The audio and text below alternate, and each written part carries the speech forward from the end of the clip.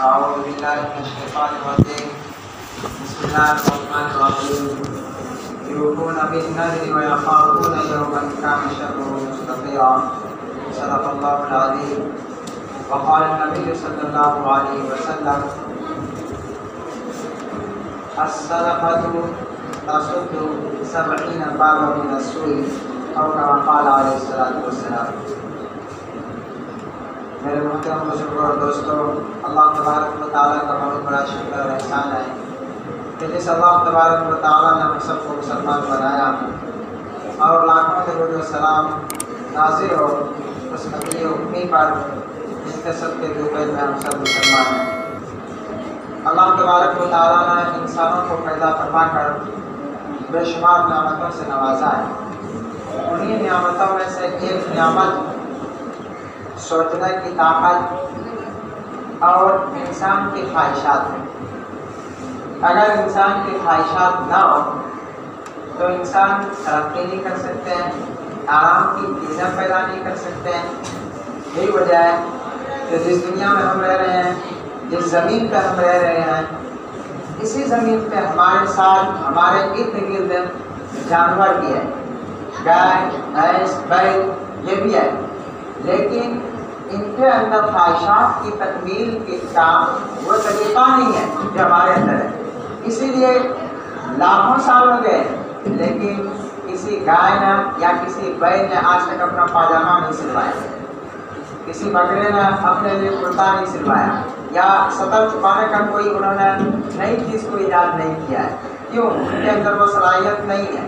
لیکن اللہ تبارک و تعالیٰ نے انسانوں کے اندر ایسی صلاحیتیں عطا کی ہے جن کے صدقے اور دبئی میں آج ہم سب دیکھو ایک چھوٹی سی چیز سے ہم پوری دنیا کو سیر کر سکتے ہیں، پوری دنیا کو دیکھ سکتے ہیں، اور اس کے علاوہ بے شمار ایسی چیزیں ہیں جو اس سے پہلے دنیا والے نہیں جانتے تھے، لیکن خواہشات کی بنا پر اور سوچ کی بنا پر انسان آج اتنا آگے نکل چکا ہے کہ اس سے بھی آگے اور نکلنے والی ہے۔ تو یہ سب نتیجہ ہے فکر کا، اسی طریقے سے یہ نتیجہ ہے سوچ کا، خواہشات کا نتیجہ ہے۔ نبی پاک صلی اللہ علیہ وسلم نے ایک حدیث میں ارشاد فرمایا کہ انسان کی زندگی سے زیادہ انسان کی خواہشات ہیں، انسان کی سوچ ہے۔ اسی طریقے سے کچھ سوچ جو ہے انسان کی وہ صحیح ہوتی ہے، کچھ خواہشات ٹھیک ہے اور کچھ خواہشات وہ غلط ہے۔ جو انسان کی ٹھیک خواہش ہے ان کو پورا کرنے کے لیے انسان محنت کرتا ہے، کوشش کرتا ہے اور جہاں تک ہو سکتا ہے وہاں تک قدم بڑھاتا ہے۔ اس کے لیے کیا کیا چیزیں ہو سکتی ہے، ہر چیزوں کو انسان کر کے دیکھتا ہے۔ مثلا اپنی خواہشات کو پورا کرنے کے لیے جائز طریقے سے محنت کرنا، یہ ایک طریقہ ہے۔ دوسرا طریقہ یہ ہے کہ اپنی خواہشات کے لیے، اپنی حاجت کے لیے اللہ سے دعا کریں، دوسرا طریقہ ہے۔ نبی پاک صلی اللہ علیہ وسلم نے ارشاد فرمایا کہ تم میں سے اگر کسی کو ضرورت پیش آ جائے اللہ تبارک و تعالیٰ سے تو چاہیے کہ وہ اپنی ضرورت کو سب سے پہلے اللہ تبارک و تعالیٰ کے سامنے رکھیں، یہاں تک کہ اگر جوتے کا تسمہ ٹوٹ گیا ہے اس کی بھی حاجت اگر آپ کو ہے تو وہ اللہ سے مانگے۔ کہنے کا مطلب یہ ہے کہ جتنی بھی ضرورت ہے اور آپ کی جتنی بھی خواہش ہے سب سے پہلے اللہ تبارک و تعالیٰ سے مانگنے کا ہمارا شریعت نے حکم دیا ہے۔ اور اس کے لیے آپ صلی اللہ علیہ وسلم نے بہت سارے احادیث میں، بہت ساری دعاؤں میں ہمیں تعلیم کی ہے۔ مثلا ایک دعا ہم اور آپ پڑھتے رہتے ہیں، لا الہ الا انت سبحانک انی کنت من الظالمین۔ یہ حضرت یونس علیہ السلام نے اس وقت اس دعا کے ذریعے سے اپنی نجات لی ہے جب حضرت یونس علیہ السلام مچھلی کے پیٹ میں تھے۔ یہی ان کا ورد تھا، یہی ان کا ذکر تھا۔ اللہ تبارک و تعالیٰ نے ان کی برکت سے مچھلی کے پیٹ سے باہر نکالا اور ان کی زندگی گزارنے لگی۔ آپ صلی اللہ علیہ وسلم نے فرمایا اگر کسی کو کوئی حاجت ہو تو ان کو چاہیے کہ اس دعا کا کثرت کے ساتھ ورد کرے، اس دعا کو کثرت کے ساتھ پڑھے۔ ایک مرتبہ آپ صلی اللہ علیہ وسلم نے ارشاد فرمایا کہ اگر تم میں سے کسی کو کوئی بھی ضرورت ہو تو اس کو چاہیے کہ اچھی طریقے سے وضو کرے اور 2 رکعت نماز پڑھے، اور اس نماز پڑھنے کے بعد ایک دعا بتائی ہے، اس دعا کو پڑھے۔ وہ دعا ہے لا الہ سبحان رب العرش العظیم الحمدللہ رب العالمین نسألک موجبات رحمتک وعزائم مغفرتک۔ یہ دعائے حاجت ہے، اس کو پڑھ کے وہ جو دعا کرے گا اس کی دعا قبول ہوگی۔ تو کہنے کا مطلب یہ ہے کہ آپ صلی اللہ علیہ وسلم نے اپنی خواہشات کو پورا کرنے کے لیے نمبر 1 محنت، نمبر 2 دعا، اسی طریقے سے نمبر 3 صدقے کے ذریعے سے آپ اپنے حاجت کو یا آپ اپنی پریشانی کو دور کر سکتے ہیں۔ نبی پاک صلی اللہ علیہ وسلم نے فرمایا صدقہ جو ہے وہ بری چیزوں کو کم سے کم 70 درجے 70 چیزیں جو ہے ایک صدقہ کے ذریعے سے ختم ہو سکتی ہے۔ یعنی بری چیزیں جو آپ کے ساتھ کثرت کے ساتھ پیش آ رہی ہے ان کو ختم کرنے کے لیے صدقہ بہترین چیز ہے۔ آپ صلی اللہ علیہ وسلم نے فرمایا صدقے کے ذریعے سے آپ اپنے بلاؤں کو ٹالیے، ختم کیجیے۔ اسی طریقے سے ایک طریقہ اور ہے کہ آدمی جب پھنس جاتا ہے کہیں پریشانی ہوتی ہے تو آدمی یہ سوچتا ہے کہ کاش میں اس مصیبت سے نکل جاؤں، تو اس کے لیے میں کچھ دوں گا۔ مثلا ایک آدمی بیمار ہے، وہ یہ کہتا ہے کہ اللہ اگر مجھے اس بیماری سے نجات مل جائے تو میں اللہ کے راستے میں ایک بکرا قربان کروں گا، یا 10 رکعت نماز پڑھوں گا، یا 10 دن کے روزے رکھوں گا۔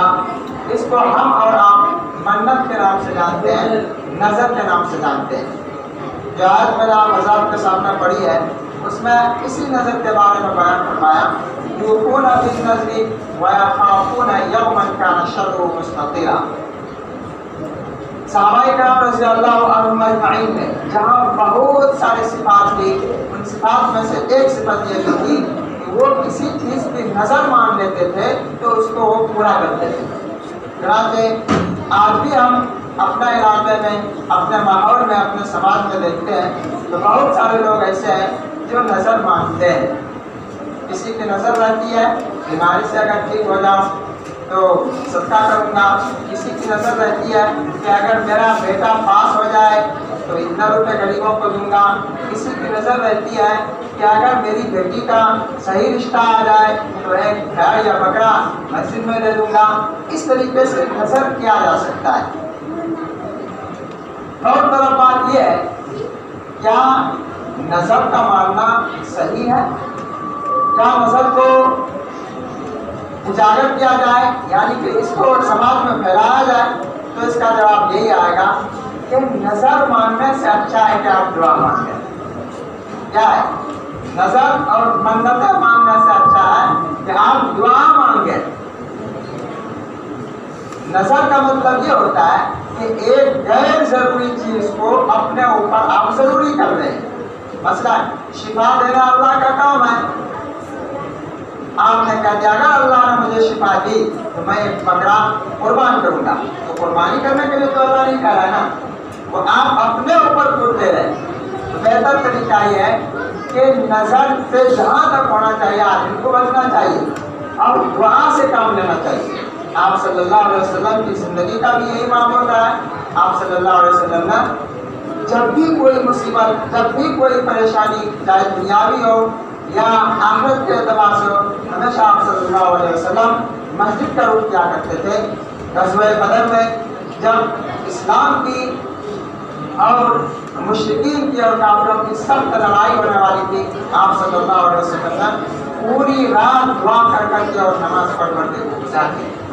تو اس سے یہ سبق ملتا ہے کہ اپنی خواہشات کو جہاں تک ہو سکے سب سے پہلے اللہ تبارک و تعالیٰ کے سامنے رکھنا۔ اور یہ بھی ایک بات ہے، جو اللہ سے مانگتا ہے وہ بندوں سے مانگنے سے بے نیاز ہو جاتا ہے۔ اس لیے سب سے پہلے ہم کوشش کریں کہ جو بھی ہمیں ضرورت ہے وہ اللہ کے سامنے رکھیں۔ اس کے بعد صدقے سے، اس کے بعد اپنا مسئلہ حل کروائیے صدقے کے ذریعے سے۔ صدقہ جو ہے وہ بری موت سے بھی بچاتا ہے، صدقہ جو ہے وہ رزق میں برکت کا بھی سبب ہے، صدقہ جو ہے وہ بے شمار پریشانیوں کا حل ہے۔ اور یہ ایک عجیب بات میں نے دیکھی ہے کہ جو صدقہ کے عادی ہوتے ہیں ان کا صدقہ کرنا اور بڑھتا ہی جاتا ہے۔ بہت سارے لوگ ایسے ہیں جو کثرت سے صدقہ کرتے ہیں، ہم تو یہی سمجھتے ہیں کہ صدقہ کرنے سے مال گھٹ جائے گا، لیکن ایسا ہوتا ہے کہ کوئی بھی پہلے آیا ہے کہ کوئی بھی پریشانی ہو تو صدقہ کرنا چاہیے۔ بہت سارے لوگ ایسے ہیں وہ اول مرحلے میں صدقہ کرتے ہیں، بعد میں ڈاکٹروں کے پاس جاتے ہیں یا پھر جانچ بک کروانے کے لیے جاتے ہیں، تو دیکھا جاتا ہے کہ ان کی پریشانی بہت جلدی حل ہو جاتی ہے۔ دوسرے نمبر پہ جو ہے صدقہ۔ اب تیسرے نمبر پہ نظر ایک جائز چیز ہے لیکن اس کو اجاگر اور ہائی لائٹ نہیں کرنا چاہیے، اس کو پھیلانا نہیں چاہیے، جہاں تک ہو سکے اس سے بچنا چاہیے۔ نظر کی تعریف آپ لوگ سمجھتے ہیں، نظر کا مطلب یہ ہوتا ہے غیر ضروری چیز کو اپنے اوپر ضروری کر لینا۔ اچھا، کن چیزوں کی نظر مان سکتے ہیں؟ سب سے پہلی بات اس میں یہ ہے کہ اگر کوئی آپ منت مانگ رہے ہیں تو وہ صرف اللہ کے لیے ہو، غیر اللہ کے لیے نہ ہو۔ غیر اللہ کے لیے کیا ہے؟ میرا بیٹا اگر ٹھیک ہو گیا تو میں فلاں خواجہ صاحب کے قبر پر چادر چڑھا دوں گا، یا فلاں کے قبر پر بکرا ذبح کروں گا، یا فلاں کے آستانے پہ چراغاں کروں گا، یہ غیر اللہ ہے۔ اس کے لیے قرآن میں بھی منع ہے، حدیث میں بھی منع ہے، اور عقل بھی یہی کہتی ہے کہ غیر اللہ کی نظر یہ جائز نہیں ہے۔ کیوں؟ اس لیے جائز نہیں ہے کہ نظر میں ایک معنی میں اس میں عبادت ہو جاتی ہے، نظر میں ایک معنی میں عبادت ہے اور عبادت غیر اللہ کے لیے جائز نہیں ہے۔ اس لیے نظر جب بھی مانا تو اللہ کے لیے نظر مانا۔ اس کا طریقہ میں مختصر طور پہ بتا دیتا ہوں۔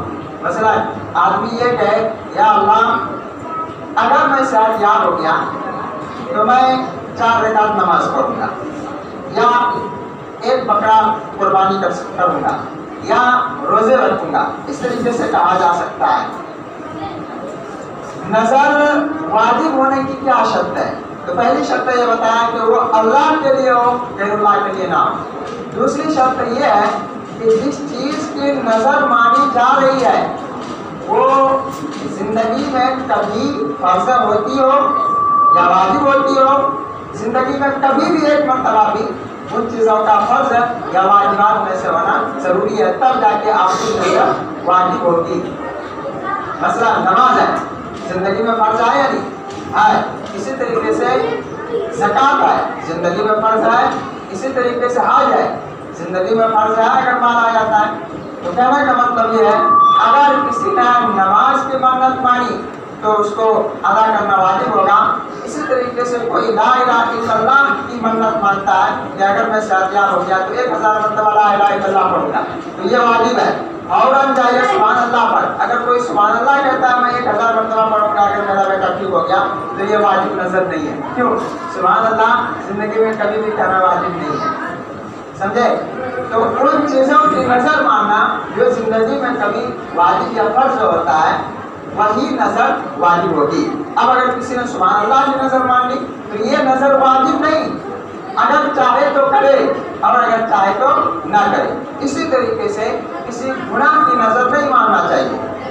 گناہ کی منت اور نظر کیا ہے کہ اگر میرا بیٹا پاس ہو گیا تو میں فلاں کے مال سے چوری کر کے آپ لوگوں کو مٹھائی دلاؤں گا، یہ نظر بھی صحیح نہیں، اس کو نہیں کرنا چاہیے۔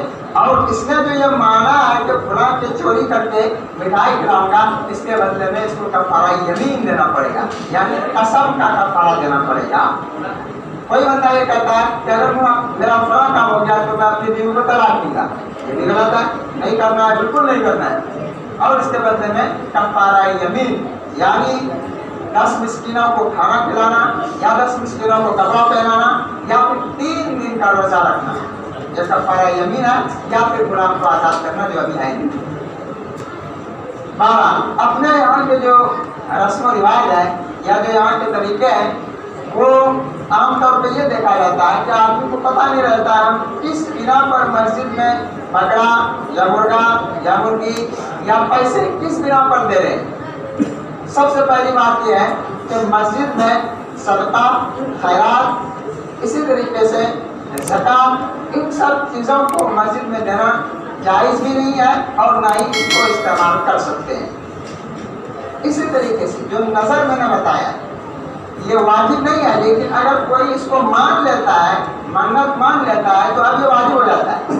जिस तरीके से सदका खैरात मस्जिद में देना जायज़ नहीं है, इसी तरीके से अगर कोई नज़र मान लेता है, उसके जो पैसे या बकरा या मुर्गा मुर्गी उसको मस्जिद में देना जायज़ नहीं होगा, वो गरीबों का हिस्सा है। आप सल्लल्लाहु अलैहि वसल्लम ने फरमाया, ये जो तुम नज़र मानते हो ये तकदीर को टालती नहीं है, तकदीर को ये ख़त्म नहीं करती है। इसका सिर्फ इतना फायदा है कि जो पैसा खर्च नहीं करना चाहता उसके जेब से पैसा निकालती है ये नज़र। वो कैसे? कोई मालदार बीमार हो गया, कहा मैं 10,000 रुपये दे दूंगा गरीबों को, तो निकाल दिया ना। बाकी नज़र आपकी तकदीर को जो किस्मत में लिखा है वो होते रहेगा। तभी तो इरशाद फरमाया कि दुआ से अपने मसले को हल कीजिए, सदका से अपने मसले को हल कीजिए, लेकिन नज़र के जरिए से अपने मसले को हल करना कभी नहीं पड़ता है। तो नज़र का एक फायदा है कि ये मालदारों से पैसे खींचकर गरीबों में जाता है, तो गरीबों की भी दुआ लगती है मालदारों को, और जो समाज से जो गुर्बत है वो खत्म होती है। इसका छोटा सा कायदा ये समझ लीजिए कि अगर हमने जुमला सुनिएगा, या अल्लाह मैं बीमार हूँ, अगर मुझे शिफा मिल गई तो मैं मस्जिद में एक बकरा दूंगा, मैं मस्जिद में एक मुर्गा या कई मुर्गे दूंगा, मस्जिद का नाम आ रहा है और ले भी रहा है मस्जिद का और कहा भी रहा है अल्लाह अगर मेरा ऐसा हो गया तो मैं मस्जिद में दूंगा, तो इस सूरत में उसको मस्जिद में देना पड़ेगा।